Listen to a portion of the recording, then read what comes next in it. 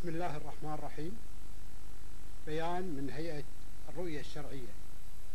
الحمد لله رب العالمين، والصلاة والسلام على أشرف المرسلين سيدنا محمد وعلى آله وصحبه أجمعين، وبعد.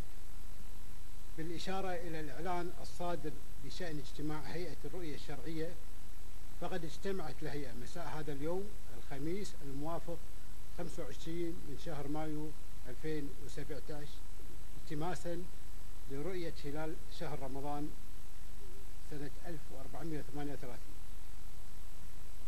وقررت الهيئة استمرار اجتماعها حتى يوم غد الجمعة الموافق 26 من مايو 2017 الساعة 7 مساء في مقر معهد الكويت للدراسات القضائية والقانونية. المستشار يوسف جاسر المطاوعة رئيس الهيئة الشرعية، رئيس مجلس القضاء المستشار إسحاق حسين ملك الكندري وكيل محكمة التمييز، المستشار صالح رشيد ردان وكيل محكمة التمييز.